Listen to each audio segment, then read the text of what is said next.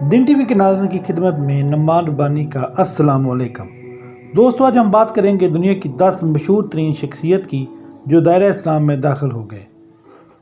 چلیں پھر اپنا کاؤنٹ ڈاؤن شروع کرتے ہیں۔ نمبر 10 پر ہیں ڈیوڈ چیپلی۔ دوستو، ڈیوڈ چیپلی کا شمار امریکہ کے مشہور ترین سٹیج کامیڈین میں ہوتا ہے۔ وہ 24 اگست 1973 کو واشنگٹن ڈی سی USA میں پیدا ہوئے۔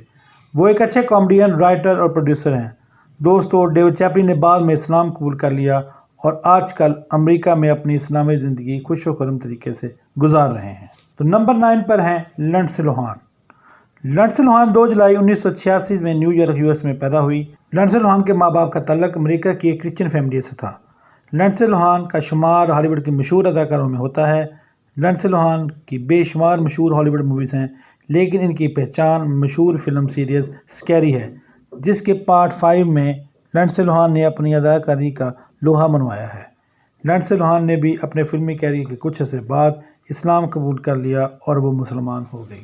نمبر 8 پر ہیں کریم عبد الجبار۔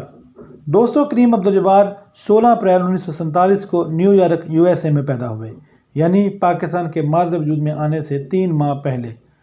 کریم عبد الجبار کا شمار امریکہ کے سب سے مشہور باسکٹ بال پلیئر کے طور پر کیا جاتا ہے۔ وہ مشہور باکسر محمد علی سے بہت متاثر تھے، اس لیے انہوں نے مذہب اسلام پر تحقیق کی اور آخر اسلام کی تعلیمات سے متاثر ہو کر اسلام قبول کر لیا۔ ان کا شمار دنیا کے بہترین باسکٹ بال پلیئر کے طور پر ہوتا ہے۔ نمبر 7 پر ہیں جینٹ جیکسن۔ دوستو، جینٹ جیکسن 16 مئی 1966 میں گیری، انڈیانا USA میں پیدا ہوئی۔ جینٹ جیکسن کا تعلق مشہور جیکسن فیملی سے ہے۔ اس کا بھائی مائیکل جیکسن تھا۔ مائیکل جیکسن وہ گلوکار ڈانسر تھا جس نے پوری دنیا کو ایک نیا ڈانس متعارف کیا جس کو ہم لوگ بریک ڈانس کہتے ہیں۔ جینٹ جیکسن کو بھی بچپن ہی سے میوزک کا شوق تھا۔ اس نے میوزک کی تعلیم امریکہ ہی سے حاصل کی۔ جینٹ جیکسن کی وجہ شہرت اس کا مشہور سنگنگ ٹریک ریدم نیشن تھا۔ وہ ایک اچھی گلوکارہ تھی، جس کا ثبوت اس بات سے ملتا ہے کہ بل بورڈ، جس کا شمار دنیا کے سب سے بڑے میوزک پلیٹ فارمز میں ہوتا ہے، اس ادارے نے دنیا کی 100 بہترین میوزک ٹریک کی لسٹ میں جینٹ جیکسن کے میوزک ٹریک کو نمبر 7 قرار دیا۔ جینٹ جیکسن نے بھی کچھ عرصہ بعد اسلام قبول کر لیا۔ آج کل وہ اپنی اسلامی زندگی بڑی خوش و خرم طریقے سے امریکہ میں گزار رہی ہیں۔ اللہ تعالیٰ ان کو صحت دے اور لمبی زندگی عطا فرمائے اور وہ اپنی اسلامی زندگی اچھے طریقے سے گزار سکیں، آمین۔ نمبر 6 پر ہیں جینیفر گراٹ۔ گائز، جینیفر گراٹ 20 مئی 1990 کو بوسٹن USA میں پیدا ہوئی۔ جینیفر گراٹ کی فیملی بھی کرسچن تھی۔ جینیفر کو بچپن ہی سے میوزک کا شوق تھا، اس لیے انہوں نے اپنی تعلیم بھی میوزک میں ہی حاصل کی۔ اس نے اپنی بیچلر کی ڈگری بھی میوزک میں حاصل کی، جو 2012 میں حاصل ہوئی۔ دوستو، جینیفر گراٹ نے اپنے میوزک کی تعلیم حاصل کرنے کے لیے عرب میوزک کو ترجیح دی۔ اس کے بچپن کی خواہش تھی کہ وہ مسلمان ملک موراکو، جس کو ہم مراکش کے نام سے جانتے ہیں، وہاں کی سیر کرے۔ دوران تعلیم جب اس نے عرب ملکوں میں مسلمانوں کی تعلیم و تربیت کو دیکھا تو وہ مذہب اسلام سے بہت متاثر ہو گئی۔ اسی دوران اس نے اسلام قبول کر لیا۔ دوستو، جینیفر گراٹ کو اللہ تعالیٰ نے بہت اچھی آواز سے نوازا ہے۔ اس بات کا علم پوری دنیا کو اس وقت پتہ چلا جب جینیفر گراٹ نے تلاوت قرآن پاک کی اپنی ویڈیو اپنے YouTube کے آفیشیل چینل پر اپلوڈ کی۔ پوری دنیا میں وہ ویڈیو وائرل ہو گئی اور جینیفر گراٹ کی پہچان بن گئی۔ اسی کی وہ ویڈیو جس میں وہ تلاوت قرآن پاک کرتی ہوئی نظر آئی تو YouTube کے لوگوں نے بہت پسند کی۔ ناظرین، ہماری یہ کوشش ہے کہ ہم جینیفر گراٹ کی وہ ویڈیو آپ کو دکھائیں جو کہ YouTube پر بہت مقبول ہوئی۔ تو وہ ویڈیو ہے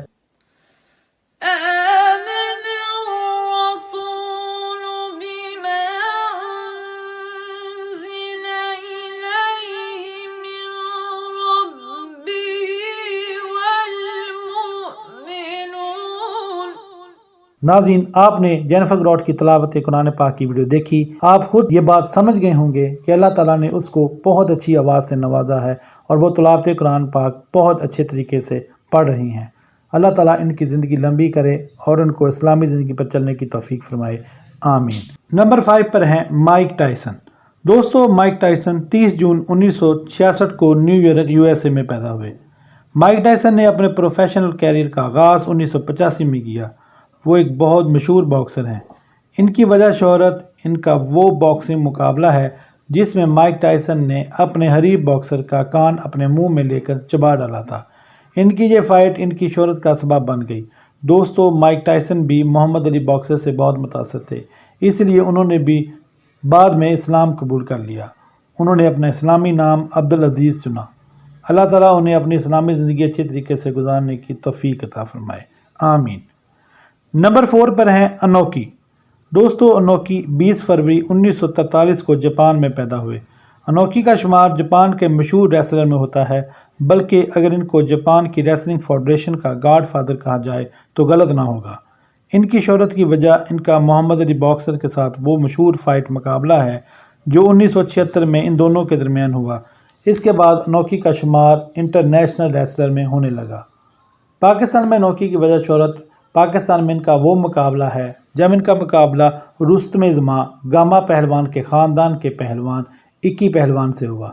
دوستو اس مقابلے میں انوکی پہلوان نے اکی پہلوان کی بازو کی ہڈی توڑ دی۔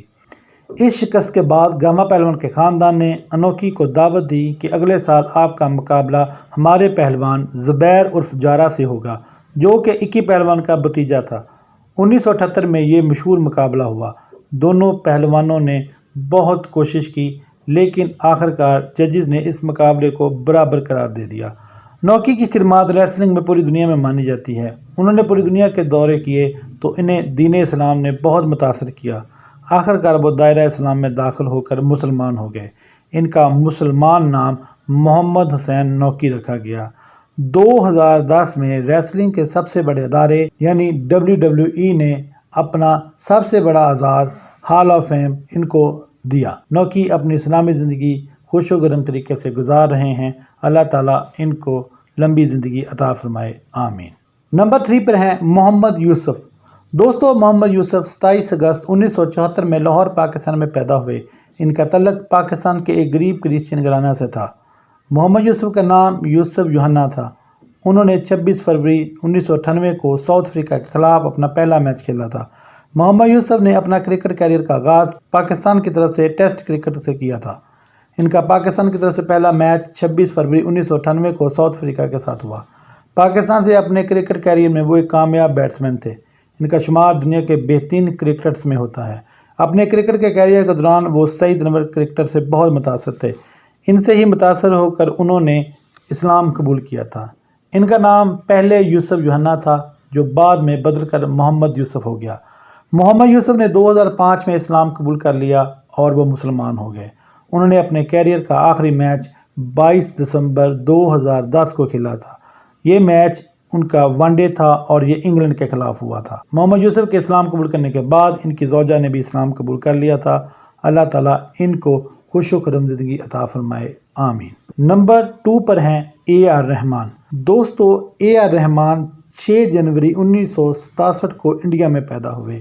AR رحمان کا تعلق ایک غریب ہندو گھرانے سے تھا۔ ان کا نام ان کے والد نے دلیپ کمار رکھا تھا۔ AR رحمان کو بچپن سے ہی میوزک میں دلچسپی تھی۔ AR رحمان بڑا ہوا تو اس کو مذہب اسلام میں دلچسپی ہوئی کیونکہ ہندو مذہب 4 حصوں میں بٹا ہوا تھا۔ ہندوؤں کی سب سے بڑی ذات برہمن کہلاتی ہے۔ یہ سب سے بڑی ذات ہے۔ ان کا کام حکمرانوں کی نگرانی کرنا ہوتا ہے، یعنی مذہب کے سب سے بڑے نگران تمام پنڈت برہمن ہی ہوتے ہیں۔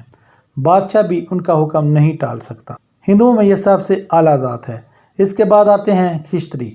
ہندوؤں میں یہ دوسرے نمبر کی ذات ہے۔ ان کا کام ہوتا ہے حکومت کرنا اور ملک کی حفاظت کرنا۔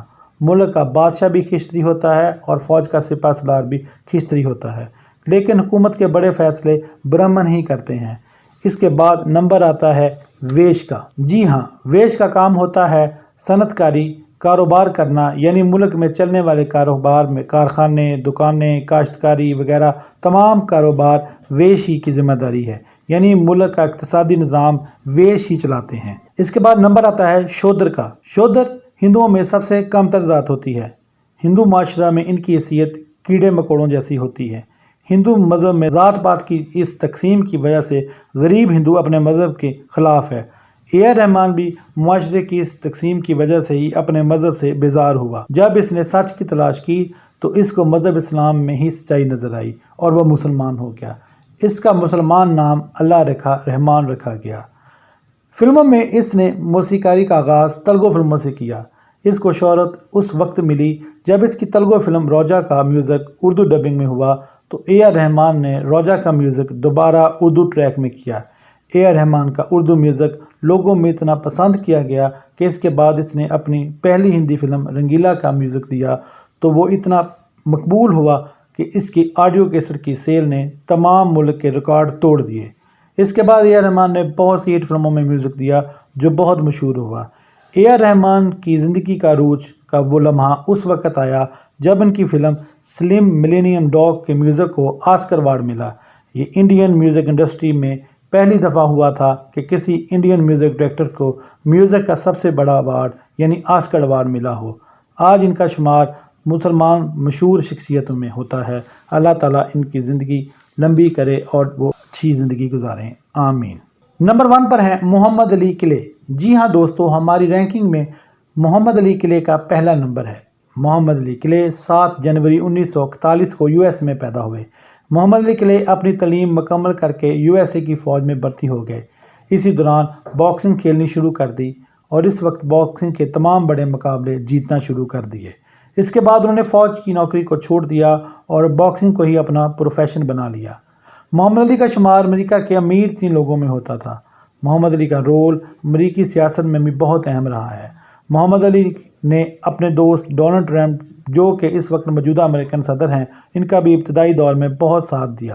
ڈونلڈ ٹرمپ سے ان کی دوستی بہت مشہور تھی۔ ان کی بیٹی لیلا علی بھی بہت اچھی باکسر تھی۔ ان کا شمار آج بھی امریکہ کی مشہور باکسرز میں ہوتا ہے۔ ان کا انتقال 3 جون 2016 کو ہوا۔ وہ ایک اچھے مسلمان تھے۔ اللہ تعالیٰ ان کو جنت میں اعلیٰ مقام دے، آمین۔ دوستو، اگر آپ کو ہماری یہ کاوش اچھی لگی ہو تو ہمارے ویڈیو کو لائک کریں، ہمارے چینل کو سبسکرائب کریں اور بیل آئیکن کے بٹن کو کلک کریں تاکہ ہماری نئی آنے والی ویڈیو سب سے پہلے آپ تک پہنچ سکے۔ تو ہمارے چینل کو دیکھتے رہیے تاکہ ہماری حوصلہ افزائی ہوتی رہے۔ نئی ویڈیو کے آنے تک اللہ حافظ۔ آپ کا اپنا نعمان ربانی۔